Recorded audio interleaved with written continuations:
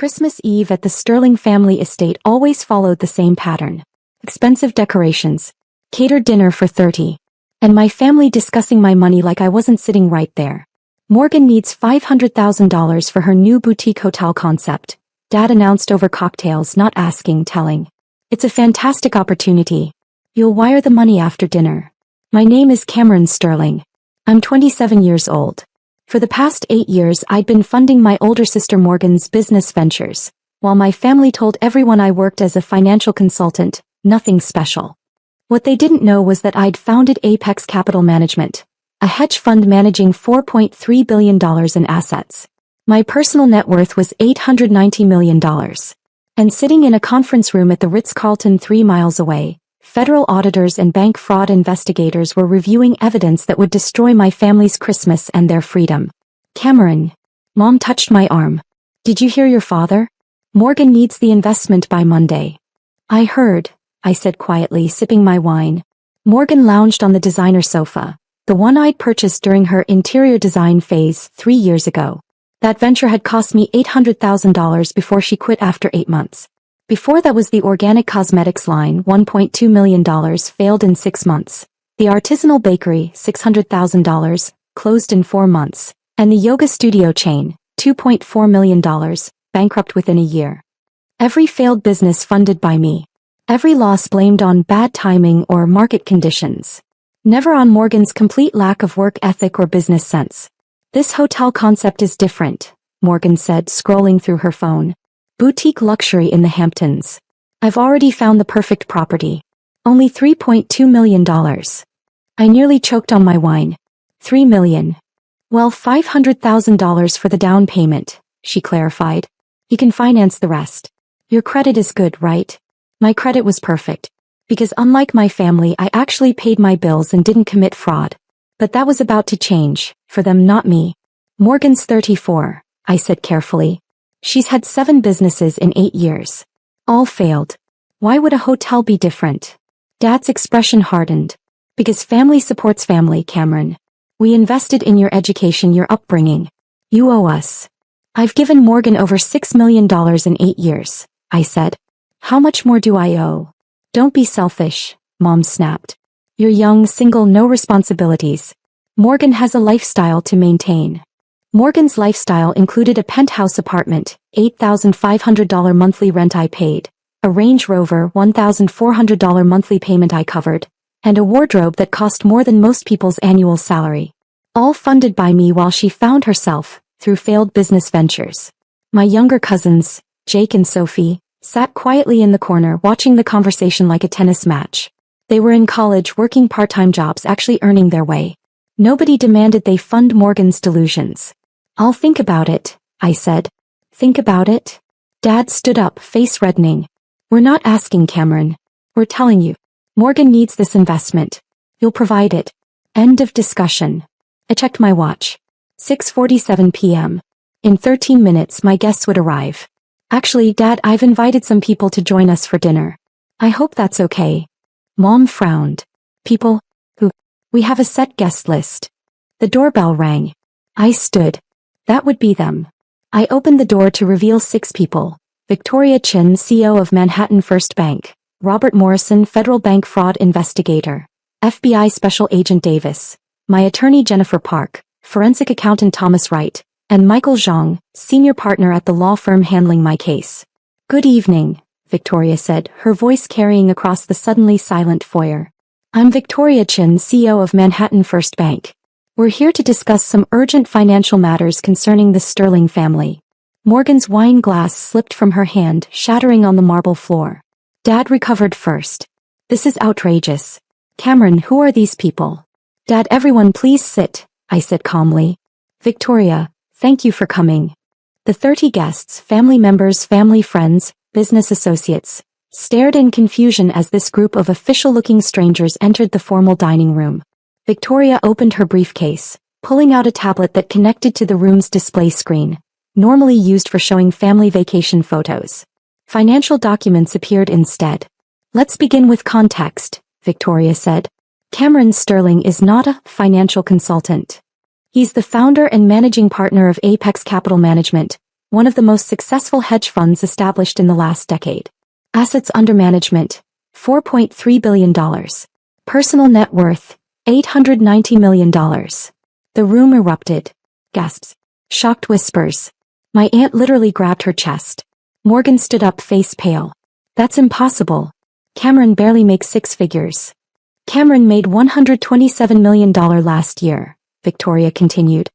His fund has consistently outperformed the market by 340 basis points. He's regarded as one of the most talented fund managers of his generation. She pulled up more documents. Now let's discuss where some of that money went. Over 8 years, Cameron has given his sister Morgan $6.2 million for various business ventures. All failed. But the concerning part isn't the gifts, it's what happened after Cameron stopped giving willingly. Robert Morrison stepped forward. I'm a federal bank fraud investigator. 18 months ago, we were alerted to suspicious activity on Cameron Sterling's accounts. Credit cards opened without authorization. Business loans using his credit and forged signatures. Even a commercial property mortgage listing him as co-borrower, all without his knowledge. Thomas Wright pulled up documents.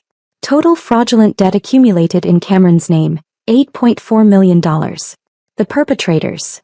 His parents, Richard and Helen Sterling, and his sister, Morgan Sterling. Mom made a choking sound. Dad's face went from red to white in seconds. That's insane. Morgan shouted. Cameron gave me permission. Did I? I asked quietly. Show them the permission. Show them where I authorized you to open 17 business credit cards in my name. Show them where I agreed to co-sign a $2.8 million commercial mortgage for a property I've never seen. Agent Davis opened his folder. We have security footage from 9 different banks showing Morgan Sterling and Richard Sterling signing loan applications in Cameron's name. We have handwriting analysis confirming forgery. We have electronic records proving the applications originated from the Sterling family IP addresses. Jennifer Park addressed the stunned crowd. This isn't a family dispute. This is systematic financial fraud spanning 8 years. Identity theft, credit fraud, wire fraud, forgery. These are federal crimes carrying sentences of up to 30 years. We're his family. Dad found his voice. Everything we did was to help Morgan succeed. Cameron has the money. He should want to help. Help. I stood up. I gave Morgan $6.2 million. I funded 7 failed businesses. I paid her rent for 6 years. I covered her car, her credit cards, her lifestyle.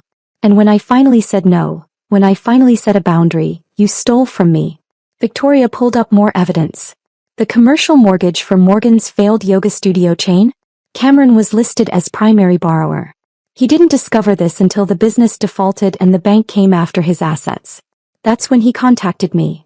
We've spent 18 months documenting everything, Thomas said. Every forged signature. Every fraudulent account. Every loan taken in Cameron's name without his knowledge. The evidence is overwhelming. Robert Morrison pulled out arrest warrants. Richard Sterling, Helen Sterling, Morgan Sterling, you're under arrest for conspiracy to commit bank fraud, identity theft, wire fraud, and forgery. No. Morgan screamed. Cameron, please. Tell them this is a mistake. It's not a mistake, I said. You stole $8.4 million from me. You forged my signature dozens of times. You put my entire fund at risk because when Morgan's businesses failed, which they always did, the creditors came after me. Agent Davis began reading Miranda rights as he handcuffed my father. Mom was crying. Morgan was screaming. And 30 guests recorded everything on their phones. My aunt stood up. Cameron, how can you do this? On Christmas Eve? To your own family? How could they commit federal crimes for 8 years? I countered. How could they steal millions while telling everyone I was barely scraping by? How could they put my entire life's work at risk to fund Morgan's delusions? Jennifer addressed the crowd. For those wondering about the severity, the commercial mortgage default alone could have triggered a complete audit of Cameron's fund. If the SEC had discovered he was listed as co-borrower on a defaulted commercial loan, it could have destroyed his fund's credibility and cost his investors billions. I didn't know it would do that. Morgan sobbed as Agent Davis cuffed her. You didn't care, I said flatly. You never asked what I did for a living. You never asked if I could afford your requests. You just assumed my money was your money and took whatever you wanted. Victoria pulled up one final document. The $500,000 Morgan was demanding tonight? For a boutique hotel? We tracked the supposed perfect property. It doesn't exist. This was another scheme to extract money from Cameron for Morgan's personal expenses. The room gasped. Morgan's face crumbled. There is no hotel, Victoria continued. There never was. Just another lie to justify taking more money.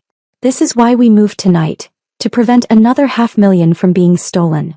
As they led my parents and sister out in handcuffs, past a dining room full of witnesses, Dad called back. You're destroying your family over money. What kind of son does that? The kind who's tired of being robbed, I replied. The front door closed. 30 people sat in stunned silence. Finally, my uncle spoke. Cameron, we had no idea about your success or about what they were doing. Most people didn't, I said. That was intentional. I built my fund quietly, lived modestly, avoided attention. I wanted to succeed on merit, not family name or connections. My cousin Sophie found her voice. The businesses Morgan started. We thought you were partners. That you believed in her ideas. I believed in family, I said. I thought if I supported her enough, she'd eventually succeed. But she never wanted to work. He just wanted my money. And when I finally said no, she stole it. Jennifer closed her briefcase. The criminal case will proceed quickly. The evidence is overwhelming. Your family will likely accept plea deals to avoid trial. Expect prison time, massive restitution requirements, and asset seizures. Everything they own was purchased with stolen money, Thomas added. The penthouse Morgan lives in, paid for with a fraudulent loan in your name. Your parents' cars, their vacation home, their investment accounts, all financed through fraud. It'll all be liquidated. Victoria stood. Cameron, I'm sorry we had to do this tonight. But you were right. If we'd waited, they would have pressured you into another transfer. This needed to end. Thank you, I said sincerely, for believing me, for investigating, for protecting my fund and my investors. After they left, I stood in the foyer surrounded by shocked relatives. The Christmas tree twinkled. Catered food sat untouched. And my family was in FBI custody. What happens now? Jake asked quietly. Now they face consequences, I said. Prison time. Restitution. The destruction of everything they built on stolen credit. And I rebuild relationships with people who actually respect boundaries. The aftermath came swiftly. My parents and Morgan pleaded guilty to avoid trial. Dad got 12 years federal prison. Mom got 10. Morgan got 15. Her sentences stacked because she'd been the primary perpetrator. The penthouse was seized. The Range Rover repossessed. My parents' vacation home, their investment accounts, even Mom's jewelry collection. All liquidated to pay restitution. Total recovered $3.2 million. They'd spent the other $5.2 million on lifestyle, failed businesses, and maintaining appearances. The story went viral. Hedge fund billionaire's family arrested for stealing $8.4 million during Christmas dinner. Every business publication covered it. Every family friend who'd pitted me for being the less successful sibling suddenly knew the truth. Morgan's social media, carefully curated images of luxury and success, became evidence exhibits. Every designer outfit, every first-class vacation, every entrepreneur life post was tagged with fraud documentation showing I'd unwittingly funded it. I sold my stake in Apex Capital Management for $840 million and started a new fund focused on ethical investing. Launched a foundation providing legal aid for financial fraud victims. The first applicant, a woman whose daughter had stolen $400,000 over 10 years. I didn't know I could say no, she wrote. I thought parents had to give everything. I funded her case. She won. Last I heard, her daughter was serving time and she'd started therapy. Sophie and Jake stayed in touch. They'd witnessed the arrest, understood the betrayal, and chose me over the family members who'd stolen from me. We had dinner monthly, Dutch treat, no money discussed. 3 years after that Christmas, I received a letter from Morgan. Written from federal prison. I destroyed everything, it read. Not just my relationship with you, my entire life. I'm 37 in prison with nothing. No businesses. No money. No future. And it's because I spent 15 years believing I deserved your success without earning my own. I'm sorry doesn't begin to cover it. But I am sorry. For all of it. I kept the letter. Didn't respond. Maybe someday I would. For now, I had a fund to run, investors to serve, and a life to live without the constant drain of people who saw my success as their entitlement. The Christmas Eve arrest became legendary in financial circles. A cautionary tale about family exploitation. A reminder that success doesn't obligate you to fund other people's failures. And every Christmas Eve since I host dinner at my home.